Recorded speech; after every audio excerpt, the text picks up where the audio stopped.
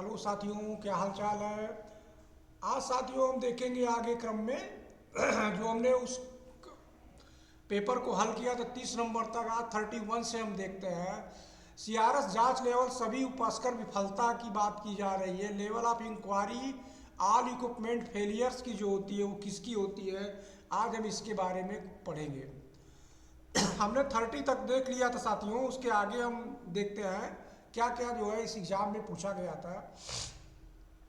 तो level of inquiry all equipment failure की जब बात होगी तो यहाँ पर CRS, JG, senior supervisor of respective department, इन सबको ज़रा सा देखिए, कॉन्सेप्ट को क्लियर करिए कि जो फेलियर की बात आती है, इक्विपमेंट ऑल इक्विपमेंट फेलियर की यहाँ पर बात किया जा रहा है। तो इस विकल्प में हम अगर हम अध्ययन करेंगे तो हम पाते हैं कि सीनियर जो सुपीरियर रेस्पेक्टिव डिपार्टमेंट का रहेगा वही लेवल ऑफ इंक्वायरी कहलाएगा। तो यहाँ पर लेवल ऑफ इंक्वायरी को विफलता में कौन आएगा? Senior supervisors of respective department. जिस डिपार्टमेंट के सुपीरियर रहेगा सीनियर, वही उसका जो है फेलियर को देखेगा या जांच करेगा। DC track circuit in case the track relay AC R E area में, यानी एसी आर ई एरिया में कह रहा है उपयोग में किया जा सकता है। In case of DC track circuit track relay is use R E areas में शुड भी, मतलब डीसी ट्रैक सर्किट में जो हम आर ई एरिया में यूज करते हैं उस ट्रैक रिले का क्या दिया, ये ओम रेजिस्टेंस यहाँ पर पूछ रहा है। तो इस रेजिस्टेंस को हम लोग बार बार याद किए रहते हैं कि एसी आर ई एरिया में जितनी हम प्रयोग करते हैं रिले QTA2 की टाइप की जो रिले 9 ओम की रिले का हम प्रयोग करते हैं। तो ये हमारा आर ई एरिया की रिले है, इसको हम इस तरह लिख सकते हैं।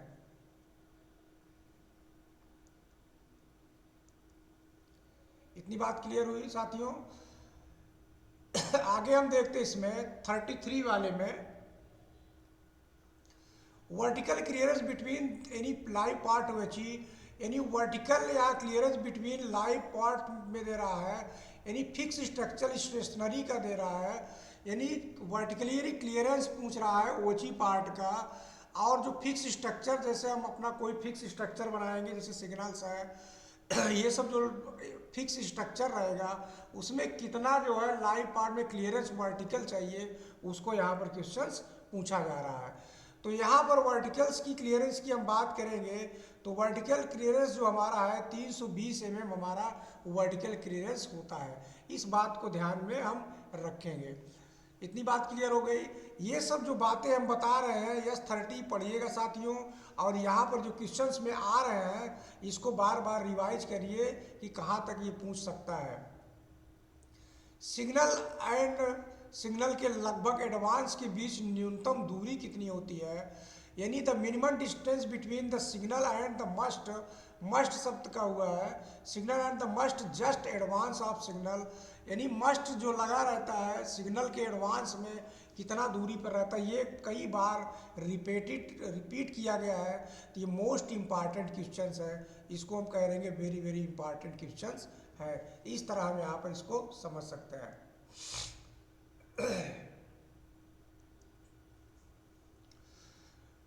तो इसका आंसर में हम जाएंगे तो सिग्नल के अहेड पूछ रहा है, एडवांस, एडवांस ऑफ सिग्नल के आगे, आगे एडवांस का मतलब आगे शब्द यहाँ पर आएगा। तो एडवांस कितना हो जाएगा इसकी बात करेंगे तो एडवांस का हमारा 10 मीटर है, तो 10 मीटर हमारा उत्तर सही हो जाएगा। तो न्यूनतम जो दूरी है उसकी 10 मीटर होना चाहिए, जो हम लोग मस्ट रहेगा आगे वो 10 मीटर से कम पर नहीं होना चाहिए। As per the revise new design normal catenary की बात हो रही डबल लाइन में, जो नया मानक नया डिजाइन में हो गया है वो कैटनरी डबल लाइन में कितना हो गया उसकी बात यहाँ पर किया जा रहा है। तो इसकी बात हम देखेंगे तो कैटनरी का जो करंट डबल लाइन में दिया है पहले देखिए 300 एम्पियर, 600 एम्पियर, 800 एम्पियर और 1000 एम्पियर। तो यहाँ पर जो पढ़ रहे हैं हम लोग तो कैटनरी में न्यू में डबल लाइन में कितना है, यहाँ पर 600 एम्पियर तक की कैटनरी का न्यू डिजाइन में है, 600 एम्पियर का करंट हो गया है। संशोधित नए डिजाइन मानकों के अनुकूल केबल स्क्रीनिंग फैक्टर, ये भी बहुत इंपॉर्टेंट है, ये भी कभी कभी पूछ लेता है और अधिकांशतः एग्जाम में पूछा ही जाता है। तो स्क्रीनिंग फैक्टर की हम यहाँ पर बात करेंगे। Revise new design cable screening factor पूछा है, तो यहाँ पर हम इसको देखेंगे तो इसको हम एकदम से याद कर लेंगे। ये 0.91 फैक्टर है न्यू स्क्रीनिंग केबल का, इसको भी हम एकदम से याद करे रहेंगे। ये सब बातें याद करना होगा तभी हमारे दिमाग में रहेगी। As per revise new design norms maximum length parallelism for single line में, मतलब कोई अगर हम डिजाइन बना रहे हैं maximum length parallelism single line में, यानी कोई वायर बिछा रहे हैं सिंगल लाइन उसके पैरेलल में, तो मैक्सिमम लंबाई कितनी हो सकती है उसकी यहाँ पर बात किया जा रहा है। तो सिंगल लाइन में क्या होगा, 2.1 किलोमीटर होगा। वहीं अगर हम डबल लाइन की बात करेंगे तो डबल लाइन में क्या होगा कि कैटनरी का जो इंडक्टिव इफेक्ट होगा वो बाई क्रॉस कर देगा, तो जिससे हमारी लेंथ बढ़ जाएगी। तो डबल लाइन में 2.8 पर किलोमीटर हो जाता है, लेकिन सिंगल लाइन में हम 2.1 किलोमीटर तक ही हम जो है बढ़ा सकते हैं, यानी 2.1 किलोमीटर तक ही हम पैरेलल को बैठा सकते हैं, यानी लाइन को बिछा सकते हैं। इस बात को समझ में आ रहा है साथियों? इसको जब हम पढ़ेंगे, पूरा अध्ययन करेंगे चैप्टर में, तब पूरा समझ में आएगा ये कहना क्या चाह रहा है। अभी हम यहाँ पर समझ लेंगे सिंगल लाइन में अगर हम कोई वायर को बिछाते हैं, उसके पैरेलल में बिछाते हैं, तो उसकी मैक्सिमम लेंथ 2.1 किलोमीटर तक हम कर सकते हैं। तो इसके लिए हम बचने के लिए क्या उपाय करते हैं कि जैसे HPR DPR ये सब लगा देते हैं, तो एक तरह से कटिंग हो जाता है, तो उससे भी हमारी लेंथ जो है थोड़ा सा बढ़ जाती है। तो उस लेंथ से हम जो है जो इंड्यूस वोल्टेज आएगा उसका प्रभाव जो है कम पड़ेगा। तो इस तरह जो है हम समझ सकते हैं कि 2.1 किलोमीटर तक जो है हम इसको मैक्सिमम लेंथ को हम बढ़ा सकते हैं। अब इसमें हम आते हैं कि इन 25 kV इलेक्ट्रीफाइड सेक्शन की बात हो रही है। The following type block instrument shall not be used, मतलब इसमें यह कह रहा है कि ऐसा ब्लॉक इंस्ट्रूमेंट जो 25 kV AC इलेक्ट्रीफाइड सेक्शन में नहीं प्रयोग किया जाता है उसकी बात यहाँ पर किया जाता है।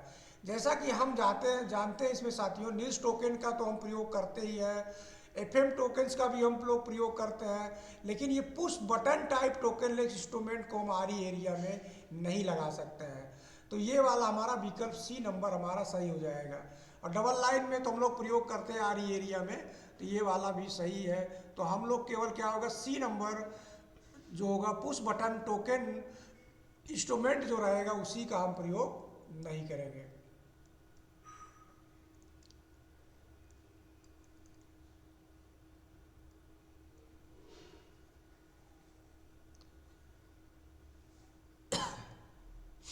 अब यहाँ पढ़ने में आ रहा साथियों, समझ में मिटा दे रहे जिससे आप कभी पढ़ो तो कम से कम समझ में आए।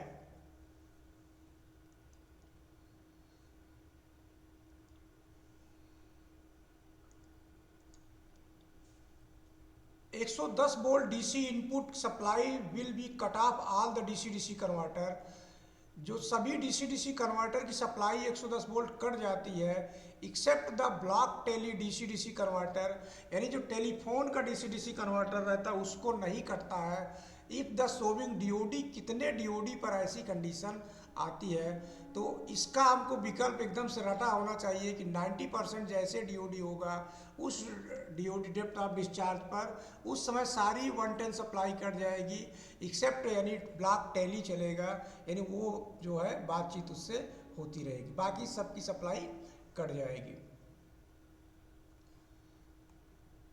Diameter of the outer lens की पूछ लिया है।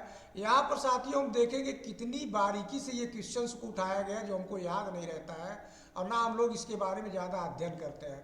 तो diameter of outer lens running signal unit की जो दिया है उसकी बात यहाँ पर कर रहा है। तो देखिए लेंस के बारे में हम लोग तो बहुत कम पढ़ते हैं और जानकारी भी नहीं रखते हैं, तो यहाँ तक क्वेश्चंस उठाया है तो हमको यहाँ तक भी चैप्टरों को पढ़ना पड़ेगा और ध्यान देना पड़ेगा। तो यहाँ पर हम देखते हैं कि आउटर लेंस की जो CLS यूनिट की है रनिंग में, तो वो 213 mm की होती है। आउटर लेंस रनिंग सिग्नल की CLS में 213 mm होती है। अब प्रोटेक्शन लेवल की, सर्ज प्रोटेक्शन लेवल की बात हो रही है। और surge protection level A class lightning जो सर्ज प्रोटेक्शन है, ये जो केवीए में दिया है इसको भी पूछता है, उस पर लिखा भी रहता है उस डिवाइस पे। तो कभी कभी अगर उसको को हम देखेंगे तो प्रोटेक्शन डिवाइस के ऊपर ये चीज़ बना रहता है। तो इस सिंबल से हम समझ सकते हैं कि क्या लिखा रहता है। तो मतलब 100 किलो वोल्ट से भी ज़्यादा, मतलब यहाँ पर ज़्यादा शब्द यहाँ पर आएगा। तो मतलब इतना जो है इसका लेबल बना हुआ है, इतना लेबल जो है रहेगा, बी वाला यहाँ पर सही हो जाएगा। 100 किलो वोल्ट से भी अधिक को सर्ज प्रोटेक्शन डिवाइस जो है ये लेबल है इसका। श्रेणी lighting surge protection device installation की स्थिति में देखते हैं। अगर क्लास सी हम देखेंगे तो installation of class C lighting surge protection कहाँ पे रहता है, इसको हम ध्यान में रखेंगे। जैसा कि हम जानते हैं ए क्लास हमारे जो है बिल्डिंग के ऊपर रहता है, तो इस तरह हम सारे चीज़ों को देखेंगे और समझेंगे। तो यहाँ पर हमको क्या प्राप्त हो जाएगा, भवन की छत पर हमको ए क्लास रहता है, और एसी और इसके मुख्य द्वार में जो लगता है इसमें हम लोग क्या लगाते हैं, बी क्लास का लगाते हैं। लेकिन जो सी क्लास का रहता है उस ग्रुप उपस्कर में सब पावर वितरण बॉक्स जो रहता है, तो सब पावर सप्लाई डिस्ट्रीब्यूशन बॉक्स जो रहेगा एट द ग्रुप इक्विपमेंट का, वहाँ पे हमको जो है सी क्लास का जो है हम लगाएंगे। तो इस तरह यहाँ पर हम समझेंगे। तो यहाँ पर जो देखेंगे कि रूप पे जो ए क्लास का और उपस्कर में जो लगाएंगे बी क्लास का, और जैसे से हम बाहर बॉक्स की ओर बढ़ते चले जाएंगे वहाँ पर सी क्लास की प्रोटेक्शन की व्यवस्था रहती है। अब 43 की हम बात करते हैं। तो current input terminal of the current regulator का दिया है, calling on signal for 110 DC का दे रहा है। यानी पर यहाँ पर ये भी हम ध्यान रखेंगे कि कह क्या रहा है कि 110 वोल्ट डीसी के लिए एलईडी को ऑन सिग्नल, यानी एलईडी जो दिखा कॉलिंग ऑन, जिसको CO on signal for 110 DC के लिए उसका करंट और आरएमएस को यहाँ पर पूछ रहा है। तो यहाँ पर जो करंट की हम बात करेंगे तो 125 मिली एम्पियर करंट रहता है, प्लस माइनस इसमें घट भी सकता है, और आरएमएस जो रहेगा 15% माइनस यहाँ पर दिया है, यानी 15% माइनस आरएमएस होता है। तो ये उसमें लिखा रहता है। तो हम एलईडी को देखेंगे तो उसमें ये चीज़ रहेगा, इसके वितरण के एलईडी को पूरा पढ़ेंगे तो एलईडी में ये चीज़ उसमें लिखा रहता है। 44 की हम बात करेंगे। Size of the power cable drawn the 10 kVA, ये भी बहुत इंपॉर्टेंट क्वेश्चन है। तो सीएलएस पैनल का जो हमारा 10 kVA का जो ट्रांसफार्मर लगा रहता है उसका कंडक्टर का साइज पूछ लेता है। तो इसको भी हम बहुत ध्यान से रखेंगे। कंडक्टर का साइज जो रहेगा यानी 2x70 स्क्वायर mm कंडक्टर जो रहेगा, तो इसका प्रयोग हम लोग सीएलएस पैनल पे करते हैं। अगर 10 kVA का ट्रांसफार्मर सीएलएस पैनल पे है तो 2 क्रॉस यानी 2 × 770 स्क्वायर mm के हम लोग कंडक्टर का प्रयोग करते हैं। आगे बढ़ते हैं साथियों। पावर डिस्ट्रीब्यूशन बोर्ड की बात करेंगे। Shall be made the Helen seat thickness, अगर पावर बोर्ड का जो हेलन सीट की थिकनेस कितना रहेगी यहाँ पर उसकी बात यहाँ पर पूछा जा रहा है। तो हेलन सीट की जो थिकनेस रहेगी 12 mm की मोटाई रहेगी। जो पावर वितरण बोर्ड लगाएंगे हेलन सीट की मोटाई लगाएंगे 12 mm उसकी मोटाई होती है। अधिकतम permissible length of FTC for the feed FTC circuit, इसमें एफटीसी की पूछ रहा है। Maximum permissible length of FTC for in the feed FTC track circuit इसमें पूछा जा रहा है। तो इसका जो लेंथ है मैक्सिमम की बात करेंगे 450 मीटर है एफटीसी की मैक्सिमम अनुमेय लंबाई। बात क्लियर हो गई साथियों। ये जो maximum length of FTC for end feed FTC circuit में 450 मीटर जो है इसका मैक्सिमम परमिसेबल लेंथ होगी। Percentage of spare conductor provide each main cable up to the farthest point zone, जहाँ पर फार्थेस्ट पॉइंट जोन की बात आ जाए यानी हमारे स्टेशन एरिया में सबसे अधिकतम हम दूरस्थ पॉइंट को लेते हैं तो मैक्सिमम स्पेयर वहीं पर जाके रहता है। तो इसकी हम बात करेंगे तो 20% हम यहाँ पर स्पेयर कंडक्टर वहाँ पर रखेंगे। कितना स्पेयर कंडक्टर रखेंगे? 20% जो है स्पेयर कंडक्टर हम रखेंगे। पॉइंट जोन के लिए है, और सब जितने और रहेगा दूरस्थ नहीं रहेगा तो केवल 10% ही जो है रखते हैं। लेकिन अगर फॉरथेस्ट आ जाएगा पॉइंट जोन तो उसमें हम 20% जो है रखेंगे स्पेयर में जो है कंडक्टर। फार टू यानी 22 to 20 mm यानी 220 mm throw IRS point machine with clamp type lock arrangement the clearance of junction of rail JOH से पूछ रहा है। यानी JOH का जंक्शन क्लियरेंस जो लॉक अरेंजमेंट का है वो क्लैम टाइप मशीन का क्लियरेंस JOH पर कितना रहता है उसकी बात यहाँ पर पूछ रहा है। तो लगभग अधिकांशतः स्टेशनों पे तो TWS लग गया है, तो इस टाइप के सवाल हमारे नहीं गलत होने चाहिए। तो ये 60 रहेगा, प्लस माइनस में हम जाते हैं तो 60 हमारा ये हो जाएगा, तो प्लस माइनस 2 हम ले सकते हैं। तो यहाँ पर 60 mm जो है हमारा जो है JOH पर इतना खुला रहता है।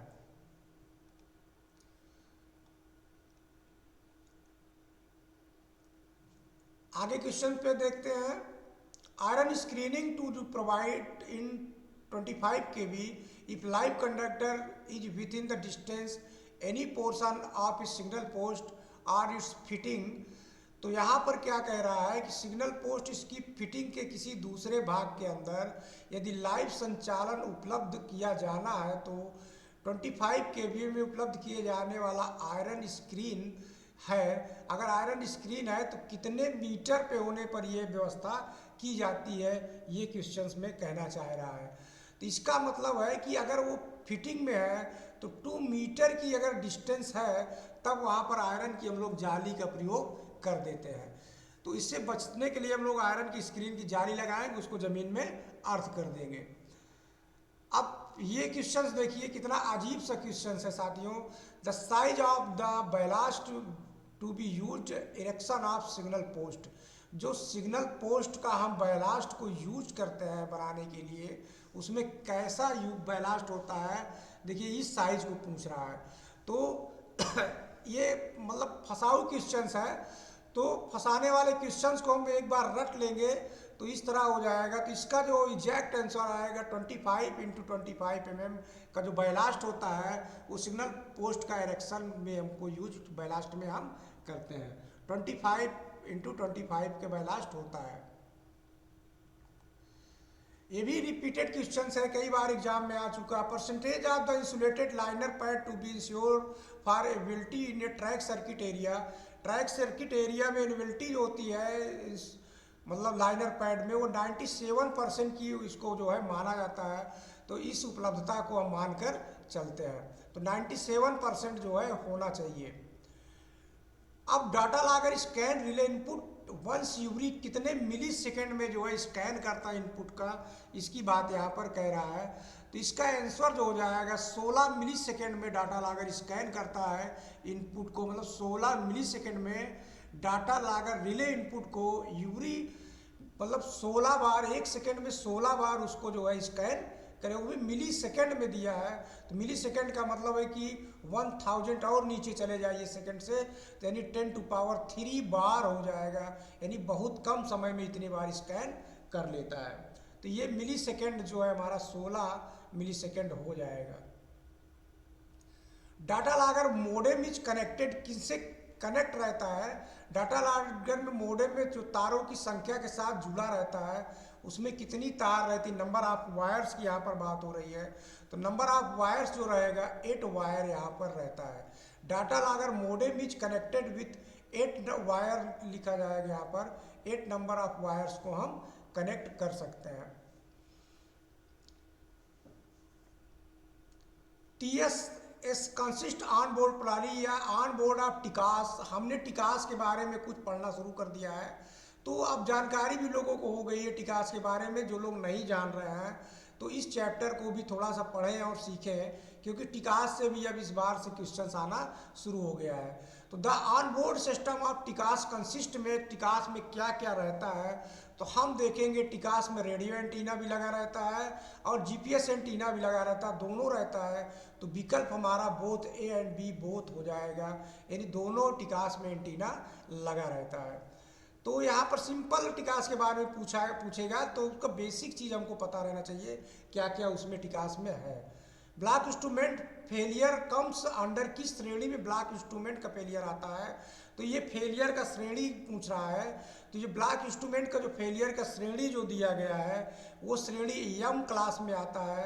तो हम ब्लॉक इंस्ट्रूमेंट को किस में हम लेते हैं? यम क्लास की श्रेणी में पढ़ेंगे। तो साथियों यहाँ पर फेलियर की भी श्रेणी है, तो यहाँ पर ये जो ब्लॉक इंस्ट्रूमेंट जो हमारा आता है यम क्लास की श्रेणी में आता है। आगे बढ़ते हैं। Eight head quarter shall be disseminate accident information to the press and electronic media। कहने का मतलब कोई अगर एक्सीडेंट हो जाता है तो प्रेस और इलेक्ट्रॉनिक्स मीडिया को कौन जो है मतलब बातचीत करता है या प्रेस रिलीज करता है, किसको पावर दिया गया है? तो यहाँ पर हम देखेंगे CPRO जो हमारा होता है यही जो है प्रेस और मीडिया को जो है इस अपने बारे में पूरी जानकारी देता है। आगे हम 57 देखेंगे। Removal from service items number of major penalty. जो मेजर पेनाल्टी है रिमूवल फ्रॉम सर्विस के लिए वो हमारी जो है मेजर ऑफ पेनाल्टी की बात करेंगे तो ये हो जाएगा 8 जो है 8 नंबर हमारा होता है, मेजर ऑफ पेनल्टी हमारा 8 को कहलाएगा। इस तरह हम इसको समझेंगे। SSDAC जो सेल में का कार्ड नंबर 6 है, अभी भी हमारा देखिए सेल पीछा नहीं छोड़ रहा है, तो ये भी एग्जाम में बहुत पूछा जाता है, तो इसको भी हम दिमाग में रखेंगे। तो सेल का जो हमारा 6 नंबर कार्ड रहता है मोडेम कार्ड कहलाता है। 6 नंबर क्या कहलाता है? मोडेम कार्ड कहलाता है। इसी तरह आप event logger, micro controller logic, driving relay, इन सब का नंबर आप जरूर ध्यान से देख लीजिएगा। अब इसमें देखते हैं साथियों SSDAC का G36 ट्रांसमिट वोल्टेज जो है वो ट्रांसमिट वोल्टेज कितना होता है इसके बारे में पूछ रहा है। तो ट्रांसमिट वोल्टेज यहाँ पर हम देखते हैं कि 40 से 70 VRMS जो रहता है। ट्रांसमिट वोल्टेज 40 से 70 VRMS होता है, इस बात को हम देखेंगे। ट्रैक रिले की न्यूनतम प्रतिशत रिलीज क्षमता जो पूछ रहा है तो इसको भी हम लोग एकदम से याद किए होंगे कि ट्रैक रिले शुड भी कितने का होता है, ये तो सबको पता हो गया होगा, 68% होता है। तो साथियों आज 60 क्वेश्चंस रखते हैं क्योंकि डाटा की प्रॉब्लम्स हो जाती है तो अपलोड में दिक्कत होती है, तो इतना ही रखते हैं, बाकी कल पढ़ेंगे। Thanks for watching. तो साथियों अगर वीडियो अच्छा लगे तो हमारे चैनल को लाइक और सब्सक्राइब जरूर करें क्योंकि इतना मेहनत करके बनाते हैं और आपका कोई जो है लाइक और सब्सक्राइब नहीं होता है।